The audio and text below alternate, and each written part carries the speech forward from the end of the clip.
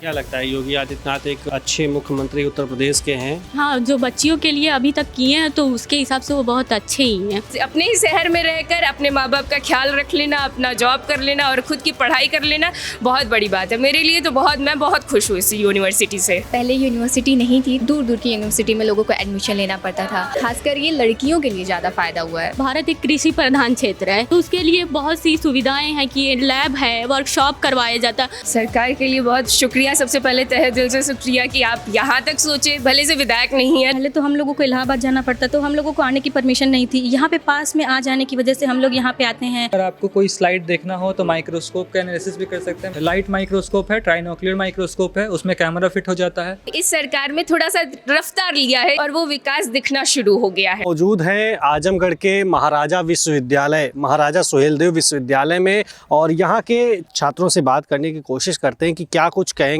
कैसी पढ़ाई होती है, क्या इसमें व्यवस्थाएं हैं। क्या नाम हुआ आपका? नंदिनी यादव। क्या लग रहा है, कैसी व्यवस्था है इस कॉलेज की? क्या कहना चाहेंगे इस कॉलेज के बारे में? सर काफ़ी अच्छी व्यवस्थाएं हैं। अभी कल ही हमारे म्यूज़िक रूम का इनोग्रेशन हुआ है। जी सर, इससे पहले म्यूज़िक रूम नहीं था तो अभी वो भी इनोग्रेशन हुआ है। फिर हम लोग की कॉन्स्टिट्यूशन गैलरी भी बनी है। यहाँ पर काफ़ी सारी चीज़ें बढ़ाई जा रही हैं, कई सारी चीज़ें लाई जा रही हैं इस कॉलेज में। जैसे आपने म्यूज़िक की बात की, तो इससे पहले ये यूनिवर्सिटी नहीं थी, तब कैसी दिक्कतें होती थी और अब में कितना बदलाव हुआ? सर पहले लोकल लोग को भी काफ़ी दिक्कतें होती थी और हम लोग को भी होती थी। पहले यूनिवर्सिटी नहीं थी तो दूर दूर की यूनिवर्सिटी में लोगों को एडमिशन लेना पड़ता था, और जो लोकल लोग थे वो लोग तो ग्रेजुएशन के बाद उनको या तो घर बैठा दिया जाता था या फिर कुछ लोग ही ऐसे होते थे जिन्हें बाहर जाने दिया जाता था। तो बहुत ज़्यादा फ़ायदा हुआ है इससे, और ख़ासकर ये लड़कियों के लिए ज़्यादा फ़ायदा हुआ है। यस, मतलब इस यूनिवर्सिटी से यहाँ पे लड़कियाँ जो है ज़्यादा एडमिशन ले रही हैं, यहाँ पर पढ़ रही हैं। लड़कियाँ ज़्यादा एडमिशन लिए हैं। मतलब लड़कियों को बाहर नहीं जाना पड़ रहा है, इससे यहाँ पे हाँ, फ़ायदा मिला है, इससे भी फ़ायदा। और भी लोगों से बात करते हैं। छात्राएं हैं यहाँ पर पॉलिटिकल साइंस की। क्या नाम हुआ आपका? अंशिता सिंह। क्या कहेंगी, यूनिवर्सिटी अब आजमगढ़ में बन गई है, यहाँ के बच्चे यहीं पर पढ़ाई कर रहे हैं? बहुत अच्छी बात है, हमें कहीं और भटकना नहीं पड़ेगा। अब हम अपने ही शहर में रहकर, मैं एक पार्ट टाइम जॉब भी करती हूँ, मेरे पास इतना समय हो गया है कि मैं पार्ट टाइम जॉब कर लेती हूँ और यूनिवर्सिटी भी आ जाती हूँ। जॉब के साथ साथ पढ़ाई कर रही हूँ। तो एक यूनिवर्सिटी, अपने ही शहर में रहकर अपने माँ बाप का ख्याल रख लेना, अपना जॉब कर लेना और खुद की पढ़ाई कर लेना बहुत बड़ी बात है मेरे लिए। तो मैं बहुत खुश हूँ इस यूनिवर्सिटी से।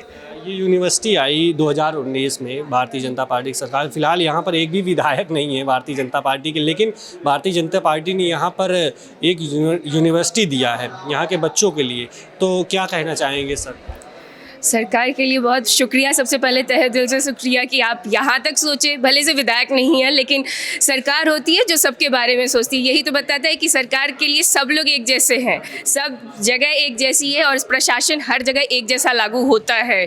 तो ये एक उदाहरण है कि सरकार भले से केंद्र पर कुछ भी, यहाँ पर नहीं है विधायक, लेकिन केंद्र से आज भी यहाँ शासन हो रहा है। बिल्कुल, जिस तरीके से आप बात करें काफ़ी अच्छा लग रहा है। यहाँ पर अगर विधायक नहीं है तब इतना काम हो रहा है, अगर जब यहाँ के विधायक मंत्री होते तो कितना काम होता, आप सोच सकती हैं। क्या कहना चाहेंगे? एक अभी हम डेवलपिंग शहर के सिटी के तौर पे हैं, शायद डेवलप्ड हो जाए पूरी तरह हमारा जो ये शहर है और भी चमकने लगे। बिल्कुल, यूनिवर्सिटी आ गई, एयरपोर्ट भी है, एक्सप्रेसवेज भी है, कई सारे विकास डेवलप यहाँ पर ज़मीनी हकीकत में दिख रहे हैं। तो पिछली सरकार में क्या कभी ऐसा विकास दिखा या अब? पिछली सरकार बुरा तो नहीं कहूँगी, लेकिन हाँ विकास एक धीरे धीरे होता है, लेकिन इस सरकार में थोड़ा सा रफ्तार लिया है, तेजी पकड़ी है और वो विकास दिखना शुरू हो गया है। सरकार, हाँ, इस सरकार में दिखना शुरू हो गया। युवा अब देख रही है उस विकास को। हाँ। जो भी काम होता है वो स्पीड में होता है, मतलब लचर व्यवस्था नहीं है। दिख रही है आपको, होता ना कि आप काम करो वो दिखाई न दे तो उसका अर्थ नहीं होता, मतलब नहीं निकलता। तो इस सरकार में जो काम हो रहा है वो दिखाई दे रहा है, और जब दिखती है चीज़ तो ही बिकती है। यहाँ पे इस यूनिवर्सिटी में कितने छात्र होंगे? इस यूनिवर्सिटी में कितने छात्र? लगभग 1800। हाँ, छात्र हैं अभी आजमगढ़ की यूनिवर्सिटी। हाँ, तो बहुत बड़ी बात है, काफ़ी अच्छा लगा। तो महाराजा सुहेलदेव में प्रैक्टिकल चल रहा है, बच्चे जो है प्रैक्टिकल कर रहे हैं, कई सारी चीज़ें जो है बना रहे हैं। लोगों से बात करते हैं। क्या नाम हुआ आपका? स्नेहा गुण। क्या बना रही हैं आप यहाँ? मैंने कुकीज़ बनाए, रागी कुकीज़। कैसे क्या क्या प्रोडक्ट लगता है क्या सब? पहले तो हम 60 ग्राम जो है रागी लेते हैं और फिर मैदा को बहुत ही कम हम लोग यूज़ कर रहे हैं, वो लेते हैं। और फिर उसके बाद हम लोग बटर और चीनी को एक साथ ग्राइंड करते हैं। इसमें थोड़ा सा हम लोग वनीला एसेंस लाते हैं जो कि टेस्ट के लिए हैं। हाँ, और फिर एक साथ सबको मिक्स करेंगे और मिक्स करने के बाद 10 to 15 मिनट इसको सेट होने के लिए हम लोग फ्रिज में रख देंगे। फिर हो जाएगा, फिर उसको कट करेंगे, शेप देंगे और बेक होने के लिए रख देंगे। बेक भी 20 मिनट में 20 to 55 मिनट में हो जाता है। यहाँ पर काफ़ी सारी चीज़ें सिखाई जाती हैं बच्चों को इस यूनिवर्सिटी में। क्या कहना चाहेंगी इस यूनिवर्सिटी के बारे में आने से? कहना चाहूँगी कि मुझे यहाँ के बहुत ही पॉजिटिव लगा। जो चीज़ें मैंने बहुत पहले नहीं सीखी थी वो यहाँ आके मैंने सीखी। यहाँ के फैकल्टी मेंबर बहुत अच्छे हैं, हम लोग के साथ बहुत अच्छे से कोऑर्डिनेशन भी करते हैं और भी सारी चीज़ें बहुत अच्छे से करते हैं और पढ़ाई से भी बहुत हम लोग। क्या लग रहा है इस यूनिवर्सिटी के आने से यहाँ के अगर स्तर बात की जाए आजमगढ़ की, तो क्या स्तर बढ़ने वाला है? शिक्षा स्तर की बात की जाए तो आप लोगों को यहाँ पर काफ़ी सारी चीज़ें सिखाई जा रही हैं, प्रैक्टिकली की जा रही है, काफ़ी यूनिवर्सिटी में नहीं हो पाता है। लेकिन क्या लग रहा है गवर्नमेंट जो यूनिवर्सिटी लाई है तो यहाँ पे लोगों को फ़ायदा हो? सर बहुत फ़ायदा हो रहा है। पहले तो हम लोगों को इलाहाबाद जाना पड़ता था, वहाँ जाना पड़ता था, जो कि हम लोग थोड़े गाँव से ही आते हैं, बहुत शहर से नहीं हैं, तो हम लोगों को आने की परमिशन नहीं थी। यहाँ पे पास में आ जाने की वजह से हम लोग यहाँ पे आते हैं और हम लोग के वीसी सर इतने अच्छे हैं कि हम लोगों को प्रोवाइड किए हैं, बस किए हैं, जिसकी वजह से हम लोग को पहले बहुत प्रॉब्लम होती थी। अब वो सारी चीज़ें नहीं। यूनिवर्सिटी में बस भी है? हाँ, बस भी है। तो बिल्कुल ये देख सकते हैं प्रोडक्ट है और वेट किया जा रहा है, इसको बनाया जा रहा है। ये जिलॉजली लैब में हम मौजूद हैं और यहाँ पर फैकल्टी मेंबर हमारे साथ हैं बात करने के लिए। जिस तरीके से यहाँ पर व्यवस्थाएं कैमरामैन से कहीं दिखाने की कोशिश करें, ये लैब है, यहाँ पर काफ़ी सारी चीज़ें होती हैं, कई सब चीज़ें होती हैं। सर क्या नाम हुआ आपका? मोहम्मद आसिफ सुलेमान। सर इसके बारे में कुछ बताइए, इस लैब के बारे में क्या है, क्या चीज़ें होती हैं यहाँ पर? इस लैब में आपको लगभग जितना आपको वाटर से रिलेटेड पैरामीटर करना है वो सारा हो जाएगा। ये सारा जो इक्विपमेंट है आपका टाइट्रेशन के लिए है। ये जितने आपको इक्विपमेंट दिख रहे हैं इस पे हम लोग बेसिक टाइट्रेशन एक्सपेरिमेंट करते हैं। उसके अलावा अगर आपको कोई स्लाइड देखना हो तो माइक्रोस्कोप का एनालिसिस भी कर सकते हैं। माइक्रोस्कोप पे आप माइक्रोस्कोप रखे हुए? माइक्रोस्कोप है, लाइट माइक्रोस्कोप है, ट्राइनोक्लियर माइक्रोस्कोप है, उसमें कैमरा फिट हो जाता है फ़ोटो लेने के लिए। बाकी ये सब सिंपल लाइट माइक्रोस्कोप है। इसके अलावा हमारे पास जेल इलेक्ट्रोफोरेसिस भी है। ऑल्दो इसका केमिकल अभी हम लोग यूज़ नहीं किए हैं, बट ये भी ऑपरेशनल है, ये भी काम करता है। उसके अलावा हमारे पास वो सेंट्रीफ्यूज है, बीओडी इंक्यूबेटर है, डिस्टिल वाटर का मशीन है। उसके बाद ये हमारा फ्लेम फोटोमीटर है, फिर वहाँ पे हमारा डीप फ्रीज है, और अभी जो बच्चों को हम सिखा रहे थे वो स्पेक्ट्रोफोटोमीटर सिखा रहे थे, वहाँ है पीछे। एक सेकंड आप आना। बिल्कुल चलते हैं, देखते हैं क्या सिखा रहे थे और क्या चीज़ें हैं, कैसी व्यवस्थाएं हैं जिस तरीके से यहाँ पर। ये आपका ऑटोमेटेड डिस्टिलेशन मशीन है। अच्छा। एक आप मैनुअली डिस्टिल वाटर उस पर बना सकते हैं। हाँ, वो जो बड़ा सा मशीन दिख रहा है, या फिर ये हमारा ऑटोमेटेड है, इसको बस ऑन करते हैं और ये डिस्टिल वाटर बनाना चालू कर देता है। डिस्टिल वाटर, इसमें इसमें आप क्वांटिटी डाल दीजिए कि हमको 4 लीटर या 5 लीटर चाहिए, वो उतना बना के अपने आप स्टॉप हो जाएगा। ये डबल एयर्स है हमारा। डबल एयर्स पे कोई भी ट्रेस मेटल अगर आपको निकालना हो तो ये काम करता है। इसके काम करने के लिए गैस का सप्लाई वहाँ दिया हुआ है। अभी जो मशीन हम लोग हैंडल कर रहे थे वो स्पेक्ट्रोफोटोमीटर हैंडल कर रहे थे। स्पेक्ट्रोफोटोमीटर पे बेसिकली किसी ऐसे पैरामीटर का कंसंट्रेशन हम लोग निकालते हैं जिसकी जानकारी हमको नहीं है। हम लोग बेसिकली एक नोन कंसंट्रेशन इसको रन करवा देते हैं और फिर किसी अननोन कंसंट्रेशन को देते हैं, ताकि हमको ये पता चल जाए कि उसमें उस पर्टिकुलर चीज़ का, जैसे सल्फेट अभी हम करवा रहे हैं, सल्फेट का कंसंट्रेशन कितना है। यहाँ पर काफ़ी सारी मशीनें यहाँ पर रखी हुई हैं, जैसे आपने माइक्रोस्कोप वगैरह बताया है, इलेक्ट्रॉनिक्स से भी जुड़ी काफ़ी सारी चीज़ें हैं। तो यहाँ पर सुरक्षा व्यवस्था को लेकर के क्या है, कैसी, अगर कोई समस्या आ जाती है, कोई दिक्कत हो जाती है तो क्या चीज़ें हैं इंक्रूवमेंट्स? जब लैब खुलता है तब हम प्रेजेंट रहते हैं। लैब मेरे प्रेजेंस में ही खुलता है और लैब मेरे एब्सेंस में बंद रहता है। जितने टाइम तक लैब रहता है हम यहाँ पे रहते हैं, और हम जब निकलते हैं तो लैब बन के जाते हैं। उसके अलावा बाकी सारा चीज़ में, जैसे कभी हम लोग को कोई इलेक्ट्रिसिटी का दिक्कत होता है तो राहुल हैं एक, उनको फ़ोन करते हैं, वो तुरंत आ जाते हैं। इस लैब की टाइमिंग क्या है, मतलब यहाँ पे बच्चे जो आपके 10 बजे से लेके 3 साढ़े 3 उसी के आसपास तक। ये डेली होता है या वीक में एक बार? जैसे इस लैब में हम लोग MSc 4th सेमेस्टर का क्लास भी लेते हैं, तो 10 बजे से 1 के आसपास तक क्लास लेते हैं, फिर 1 घंटे का ब्रेक रहता है, 1 से 2 हमारा। उसके बाद ये लोग प्रैक्टिकल करता है 2 से 3 साढ़े 3 जितना उसका वो चला। बिल्कुल, ये थे हमारे साथ फैकल्टी मेंबर सर थे, जिस तरीके से यहाँ लैब की ब्रीफिंग की, इसके बारे में बताए कैसे क्या चीज़ें होती, माइक्रोस्कोप वगैरह काफ़ी सारी चीज़ें यहाँ पर रखी हुई हैं। लैब होता है। काफ़ी बच्चे आते हैं टाइमिंग से और यहाँ पर काफ़ी सारी चीज़ें सीखते हैं।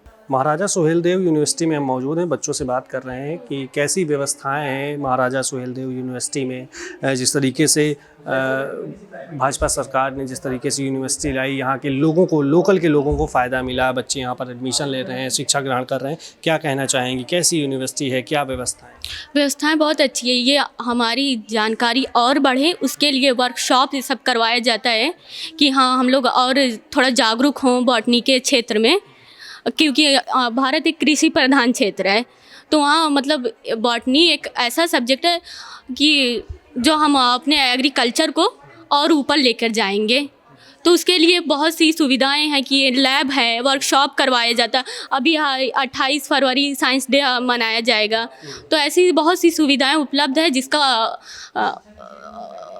फ़ायदा हम लोग उठा रहे हैं। बच्चे उठा रहे हैं। क्या कहना चाहेंगी, समाजवादी सरकार थी, यूनिवर्सिटी यहाँ पर नहीं मौजूद थी, महाराजा सुहेलदेव यूनिवर्सिटी 2019 में इसका शिलान्यास हुआ, यहाँ के बच्चे फ़ायदा उठा रहे हैं, यहाँ पे एडमिशन हो रहा है, अब बाहर नहीं जाना पड़ रहा है। तो सरकार की इस योजना से यहाँ के आजमगढ़ का विकास हो रहा है या फिर नहीं हो रहा है? क्या नहीं, विकास तो हो रहा है। इससे पहले यूनिवर्सिटी नहीं थी, अब यूनिवर्सिटी है तो लोग को ये है कि कहीं और नहीं जाना पड़ता है, क्योंकि एक मेन कैंपस यूनिवर्सिटी की बात ही अलग होती है।